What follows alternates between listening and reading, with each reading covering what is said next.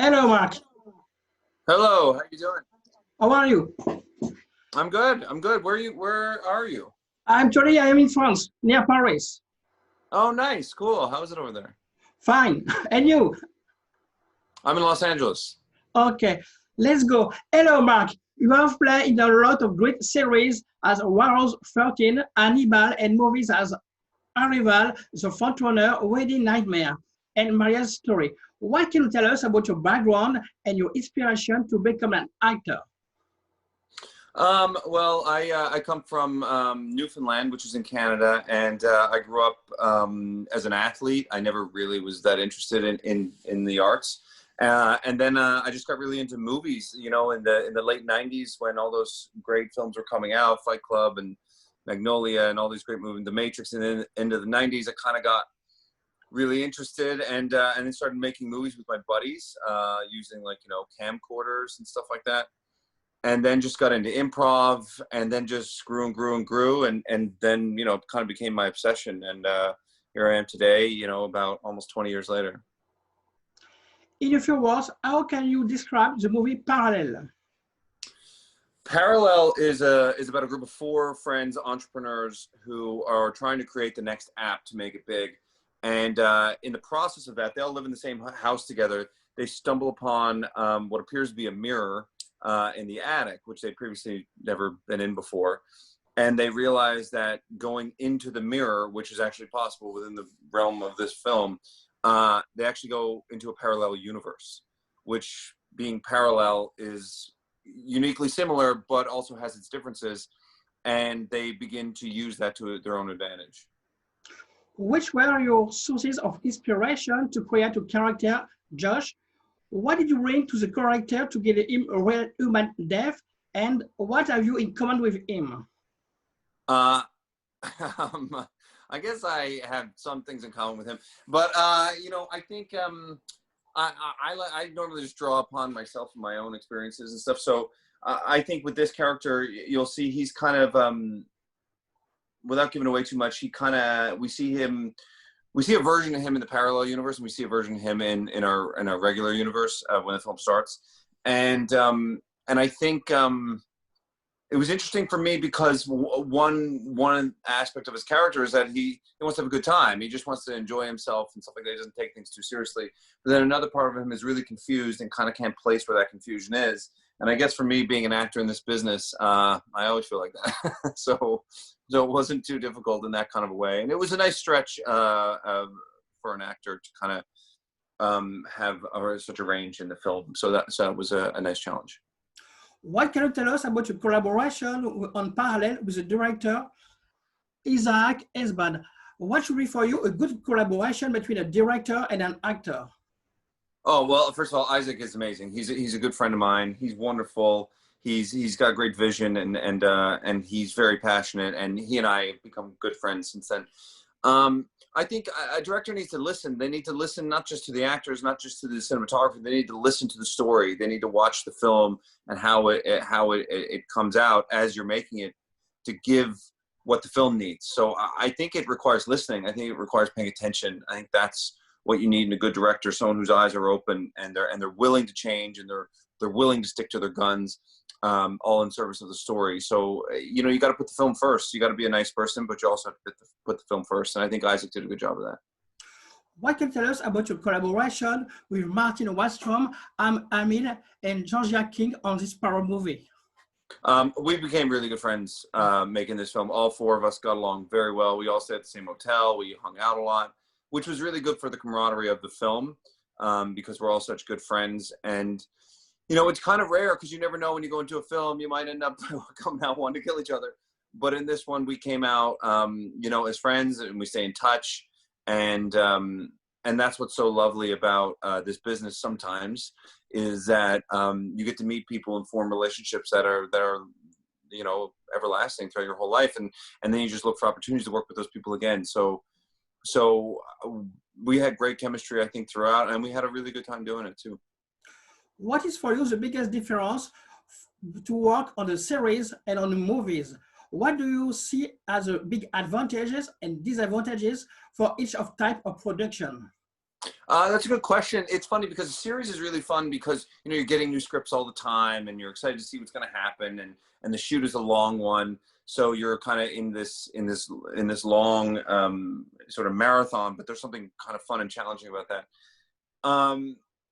The challenge though is how long a series goes on, and like, you know what I mean? And you don't know what's going to happen. So it's hard to prep your character. You think your character's one thing, then all of a sudden you get episode 5 and you're like, oh, he kills people. Like, it surprises you all the time. So you always got to sort of tread lightly a little bit, I find, as you're performing a series, because if you don't know what's going to happen.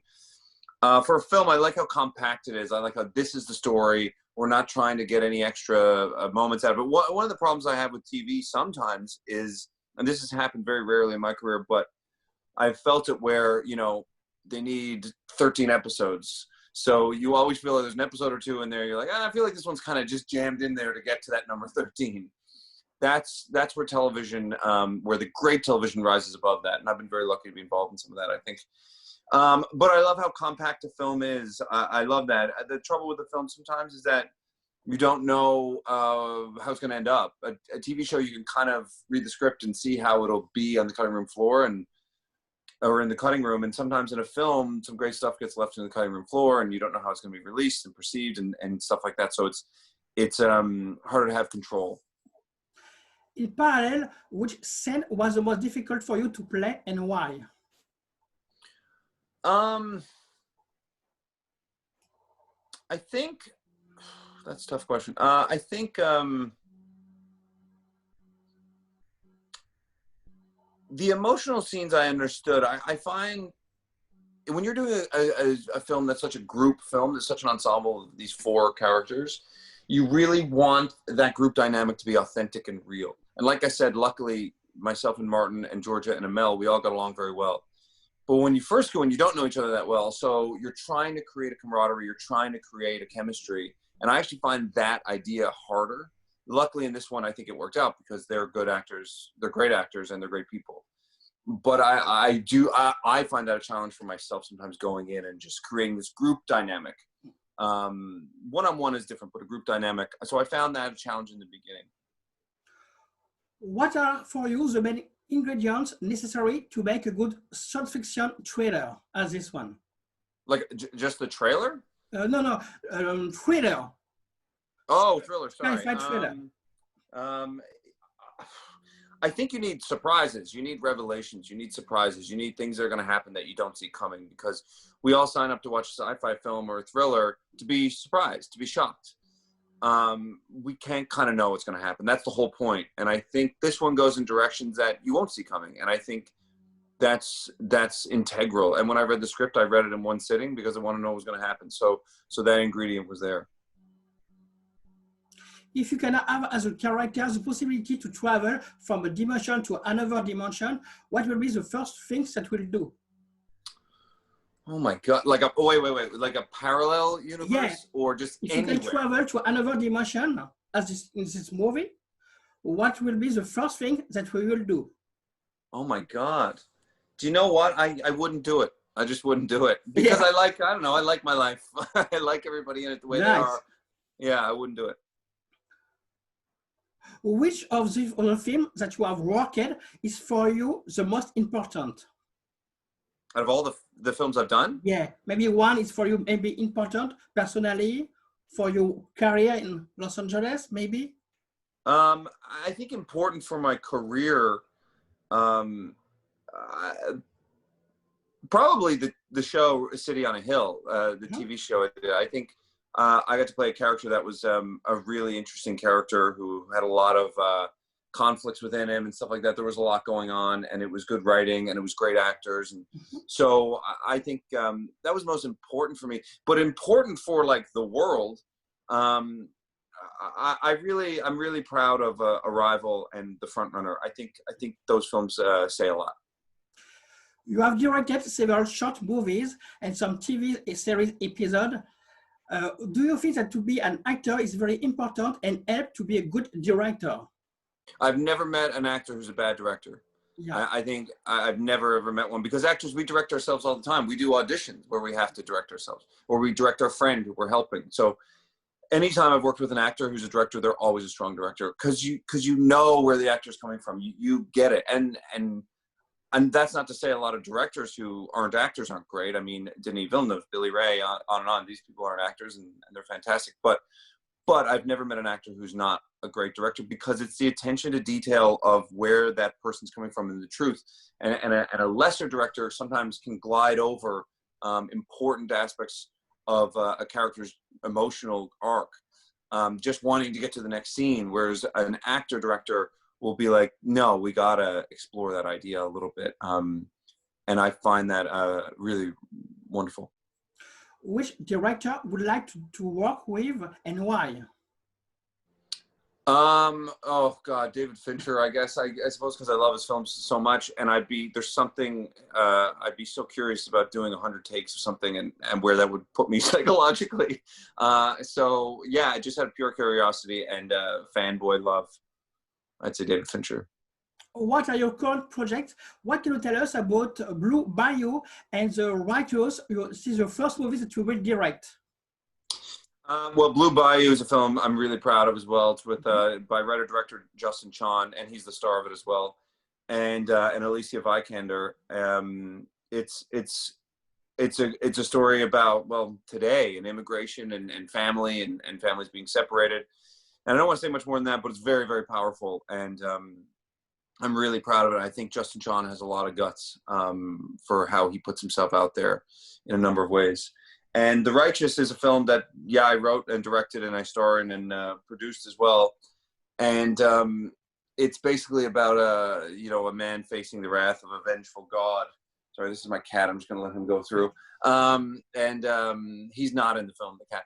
But anyway, so it's kind of very dark and kind of a psychological horror, I guess, in a way, exploring faith, the lack thereof, and the mistakes made in the past and how you have your comeuppance is kind of what it's about. It's pretty dark. And my last question: which advices you will give to someone who would like to become an actor? Never stop. You can't stop. The only way you're going to fail is by not doing it, and you never know what's around the corner. So you could be sitting there I know what it's like. You're sitting there for a year, the phone doesn't ring, you don't get any emails, no one's paying attention to you, you think you're no good, and then the next day the phone rings. So the only way that phone's going to ring or you're going to get that email is if you make that phone ring or you make yourself get that email. No one's going to give it to you. And even when they do give it to you once in a while, they're not going to give it to you, keep giving it to you. So it never stops. The hustle never stops. So if you love it, then just go get it. Thank you, Mark. Have a great day. Bye-bye. Thank you so much. Nice meeting you. Thank you. Bye. Bye. Bye.